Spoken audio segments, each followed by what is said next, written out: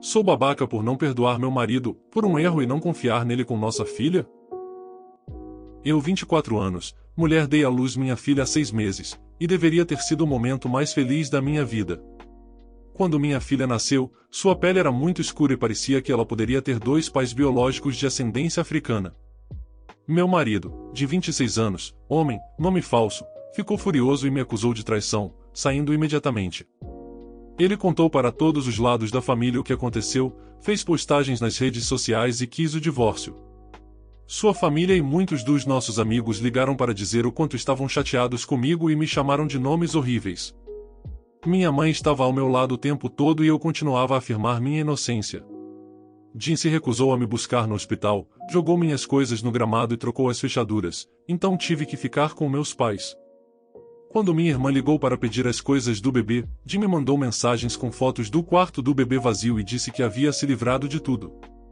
Ele até destruiu meu estúdio de arte, eu gosto de pintar, e a arte que fiz, e me disse que meu trabalho seria horrível demais para vender. Eu estava arrasada e tentei me concentrar no meu bebê. Semanas se passaram e Jim se recusou a falar comigo diretamente, nunca perguntou uma vez sobre nossa filha. Eventualmente, ele concordou em fazer um teste de paternidade e ele era 100% pai. Ninguém conseguia acreditar nos resultados e foi feito novamente. Jim é o pai. Nessa mesma época, um primo de Jim fez o teste de ancestralidade e havia cerca de 30% de ancestralidade africana na família. Isso, combinado com o teste, fez com que a bisavó paterna de Jim admitisse ter tido um caso por volta do nascimento do avô de Jim e assumiu que ele era o pai, já que ele se parecia com o marido dela. Desde então, Jim tem tentado se reconciliar e todos vieram pedir desculpas, e embora tenha sido bom me sentir justificada, o dano já foi feito. Não consigo apagar da minha memória todas as coisas horríveis que foram ditas e feitas. Não apenas para mim, mas também para minha filha. Jim fez comentários muito racistas. Coisas que eu pensei que ele nunca diria e ele o fez tão facilmente. Independentemente de como nossa filha parece, eu não quero que ela esteja perto disso. O que mais Jim e sua família vão dizer ou fazer da próxima vez que ficarem com raiva? Como eles vão tratar nossa filha quando ela fizer algo que os deixe chateados? Jim tem implorado por perdão. Eu disse que precisava de tempo, ele pediu para ver o bebê e eu permiti, mas tenho medo de entregá-la fisicamente para ele. Ele está consertando o quarto do bebê e sempre me pergunta o que eu gostaria, e eu choro toda vez, dizendo que já tínhamos o que eu gostava e alguns dos itens que tínhamos não podem ser substituídos. Ele me perguntou se eu ainda o amava e eu admiti que ele mostrou seu pior lado para mim e não sei se posso conviver com essa imagem. Não quis ser cruel, mas é assim que me sinto. Minha irmã sugeriu terapia de casal, mas não sinto que devo trabalhar para consertar algo que eu não quebrei. Nunca traí e fui 100% inocente em tudo isso. Sou errada por não querer dar a Jim uma segunda chance? Atualização: fiquei afastada por algumas horas e não podia acreditar no que encontrei ao voltar. Estou realmente surpresa com todos os maravilhosos comentários de apoio, bem como as mensagens privadas. Eu entendo porque algumas pessoas podem pensar que isso é falso, e tudo o que posso dizer é que você é livre para acreditar no que quiser. Também vejo algumas perguntas e acho que devo esclarecer algumas coisas, apenas no caso de sua opinião mudar. Tudo isso aconteceu inicialmente perto de fevereiro e eu já estava morando na casa dos meus pais antes da pandemia começar. Uma das razões pelas quais Jim não me buscou no hospital foi porque eu não admitiria a traição ou daria a ele qualquer detalhe, porque não havia nenhum, o que o deixou mais irritado. Com base nas fotos que Jim me enviou, ele não destruiu o berço com uma marreta ou algo assim. Ele apenas pegou as coisas para devolvê-las por dinheiro ou as deu para outras pessoas. Embora seja profundamente doloroso, eu não chamaria isso de violência, mas talvez seja. Online, ele anunciou que eu tinha dado à luz um bebê de pele escura e que ia me divorciar. Sua família começou com os comentários racistas, e eventualmente, ele também começou a fazer isso, mas apenas por meio da minha família. Ele se recusava a falar comigo diretamente. Assim que a verdade veio à tona, todas as postagens dele e de sua família foram excluídas, mas eu e alguns amigos ainda temos as capturas de tela. Jim nunca escreveu seus comentários racistas. Embora ele não tenha usado palavras racistas, ele fez comentários sobre nossa filha ser uma princesa do bem-estar e como eu seria apenas mais uma mãe solteira. Apenas para esclarecer, Jim é branco e eu sou pelo menos meio branca. Um dos meus pais é adotado e, Com tudo o que aconteceu, eles também decidiram fazer o teste de ancestralidade, e devemos receber os resultados em breve. Update 2, Inselling Errors. Atualização 2. Mosdenied separate post só ites here as an edit. Muito obrigada por todas as palavras de encorajamento alguns meses atrás, tanto nos posts quanto nas mensagens diretas.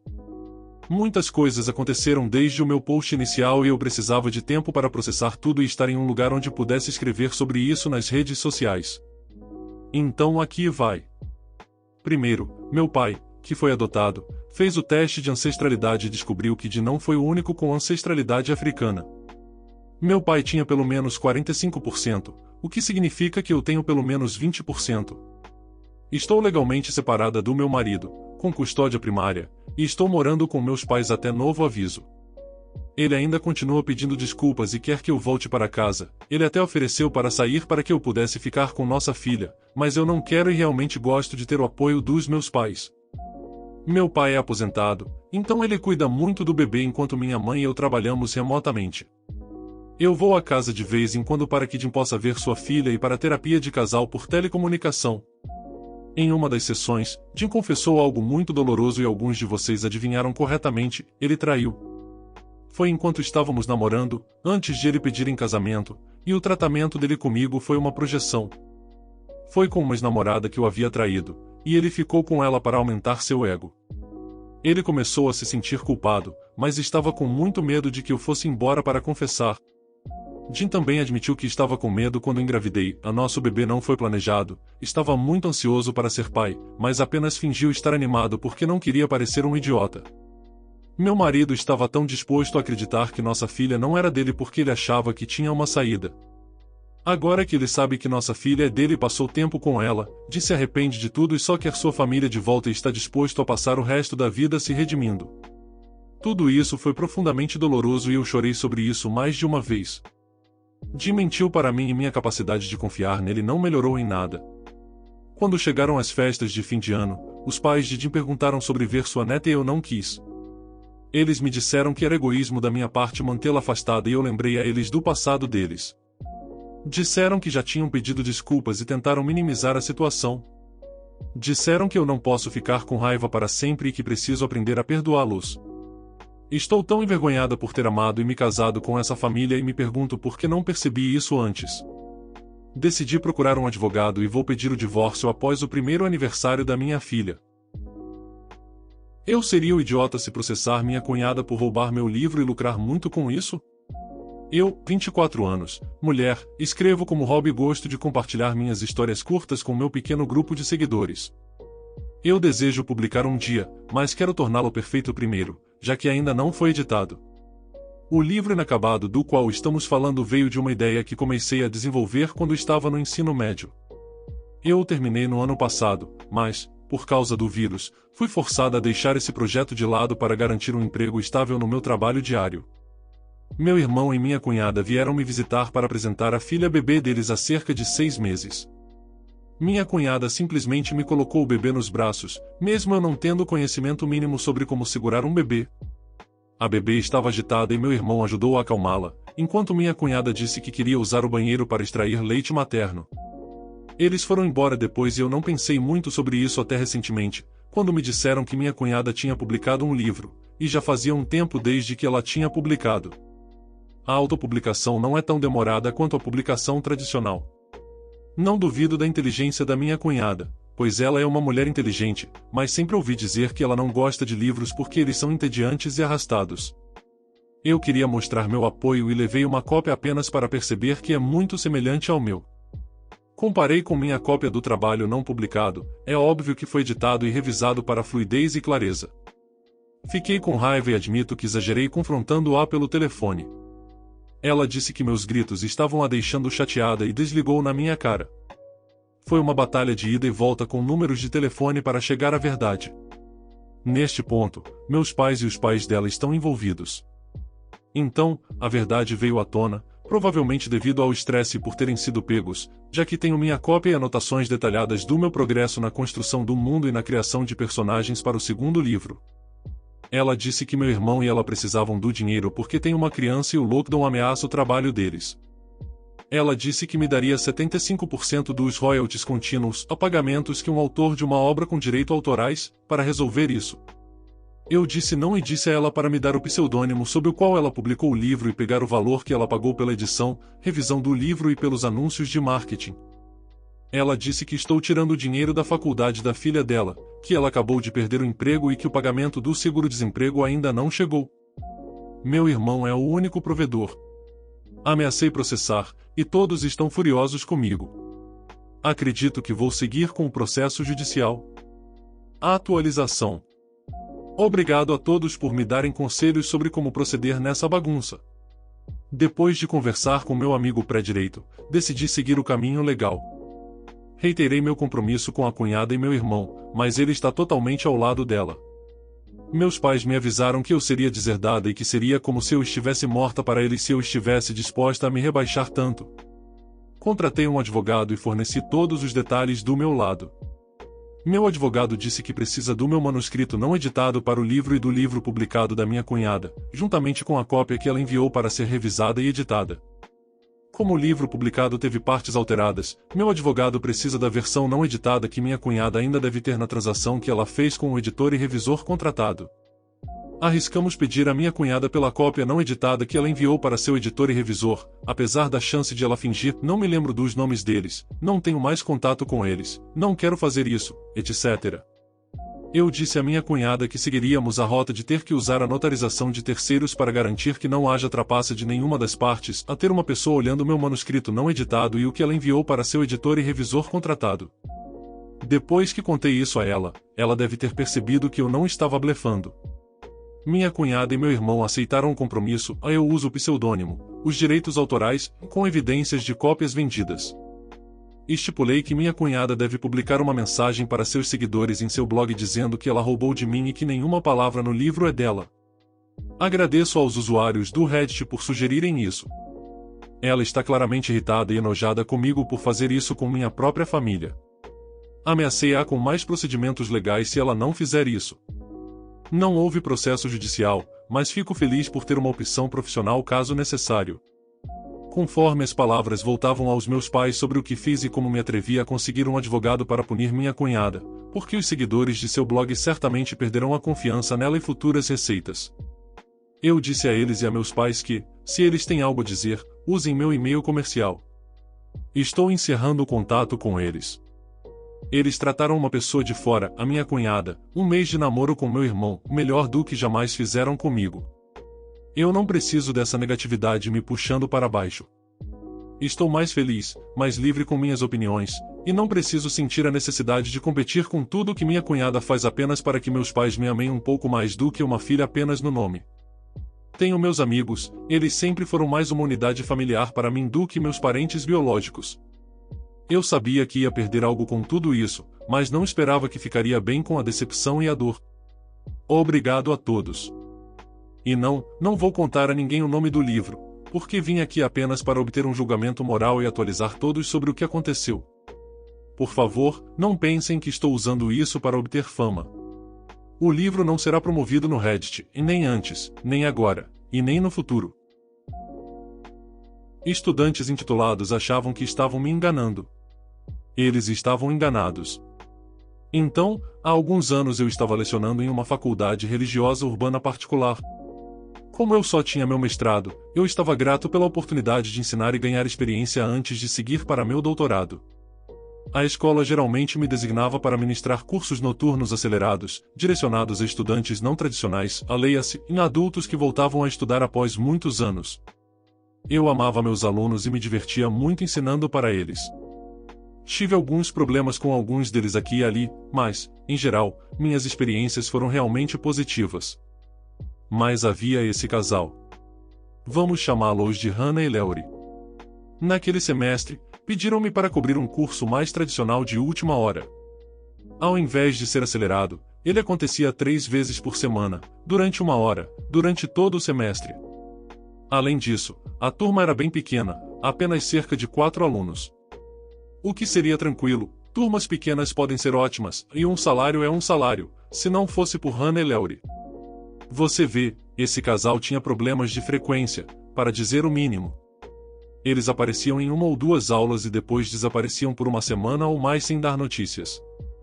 Justo quando eu suspeitava que eles tinham desistido, eles apareciam, geralmente com uma desculpa ou outra, há problemas de saúde, problemas com o carro, trabalho, etc. No início, tentei ser compreensivo, sempre tenho a atitude de que imprevistos acontecem e, às vezes, tudo vem de uma vez.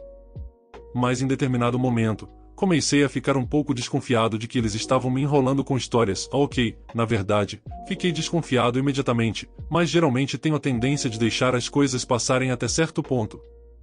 Da mesma forma que meus professores fizeram comigo. E isso foi ainda pior por causa do tamanho reduzido da turma. Toda vez que eu preparava uma aula, presumindo que os 4 estariam presentes, eles faltavam e atrapalhavam meus planos.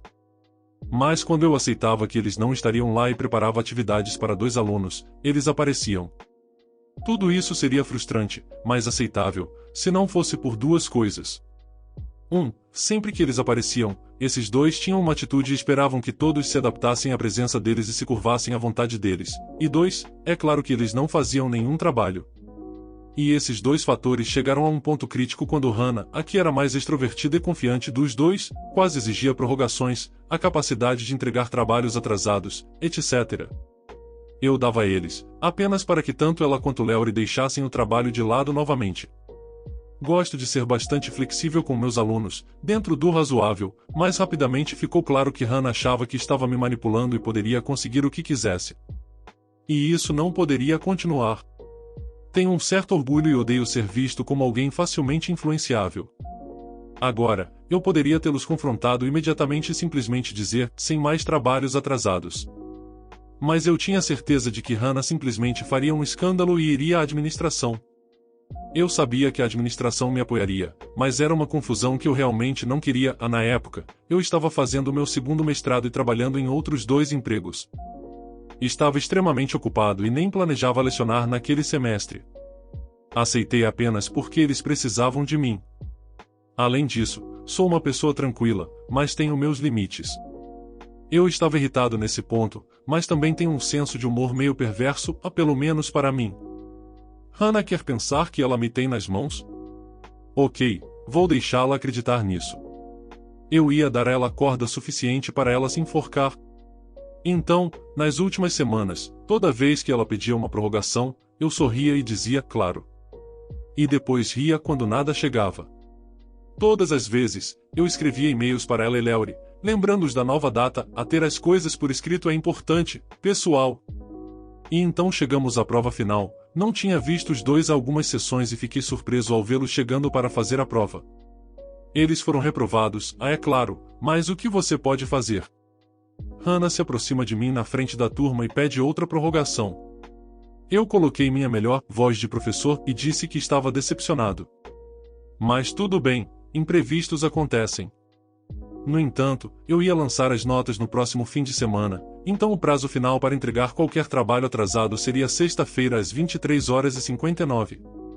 No momento em que batesse meia-noite, meu livro de notas seria encerrado. Perguntei se eles entenderam, e eles demonstraram um pouco de seriedade quando me asseguraram que sim. Ótimo! Eu confirmei isso em um e-mail e então sentei para corrigir as provas finais durante a semana, quer dizer, eram apenas 4 provas. Não era tanto trabalho assim. Eu sabia que havia o risco de eles cumprirem e eu acabar com um semestre inteiro de trabalhos para corrigir, mas eu estava bastante confiante de que isso não ia acontecer nesse ponto. Chega sexta-feira à noite, eu não trabalhei nos meus outros empregos naquele dia, e meu trabalho escolar já estava feito. Então decidi comprar algumas cervejas, jogar videogame e relaxar. Em determinado momento, olho para baixo e percebo que é meia-noite. Abro meu e-mail, lembro a todos que os livros estão encerrados, se eu der uma prorrogação, é para toda a turma, não estou fazendo favores. Não que alguém mais precisasse. Abri mais uma cerveja, soltei minha melhor risada de super vilão e voltei para o jogo. Domingo chega e estou lançando as notas finais do semestre. Geralmente odeio reprovar alunos, mas admito que eu sorria enquanto atribuía as merecidas notas F para Hannah e Laurie. 10 minutos depois de salvar as notas, ouço o familiar som do meu e-mail, seguido por outro. Quem poderia ser? É claro, Hannah e Laurie. O e-mail de Laurie pode ser resumido assim: e meu Deus, você não recebeu meu e-mail com o trabalho? Eu enviei na sexta-feira. O e-mail de Hannah dizia exatamente a mesma coisa. Agora, é óbvio que eles pensaram que poderiam ganhar mais um dia ou dois dessa maneira. Afinal, eu não tinha sido tão flexível e ingênuo durante todo o semestre? Oh, os tolos, eles caíram direitinho em minhas mãos e este é o momento pelo qual esperei semanas. Verifico novamente para ter certeza de que não perdi e-mails deles, apenas para garantir a não perdi, e então digito minha resposta. Não, eu não recebi, e acabei de verificar novamente após a sua última mensagem. Tudo bem, e-mails se perdem às vezes. Neste ponto, gosto de imaginar Laurie sorrindo ao ler isso. Ele havia vencido novamente. Meu Deus, esse professor é um idiota. Continuei, e então, o que vou precisar que vocês façam é voltar ao e-mail que me enviaram com o trabalho. Tirem uma captura de tela que mostre a data e hora do e-mail e me encaminhem junto com o trabalho. Isso comprovará que vocês enviaram dentro do prazo. Em seguida, respondi ao e-mail de Hannah dizendo a mesma coisa. Qual foi a resposta deles? Seus olhos se arregalaram ao perceber que estavam sendo responsabilizados por suas ações? O pânico se instalou. Havia lágrimas. Lamentos. O ranger de dentes e o puxar de cabelos? Infelizmente, nunca saberei. Nunca mais ouvi falar deles. Eles nem se deram ao trabalho de tentar novamente. E eu? Bem, decidi comprar mais algumas cervejas naquela noite para comemorar mais uma vez. Às vezes, conto essa história para meus alunos atuais, um lembrete humorístico de que sim, sou flexível, 2, sim, sou bastante tranquilo. Mas 3, não sou um idiota, então não tentem me enganar. Normalmente arranco algumas risadas, e se algumas dessas risadas parecem um pouco nervosas? Melhor ainda. Dê sua opinião sobre os relatos nos comentários. O que você faria de diferente nessas situações? O vídeo foi feito com MT Carinho, então de um like e se inscreva aí, obrigado.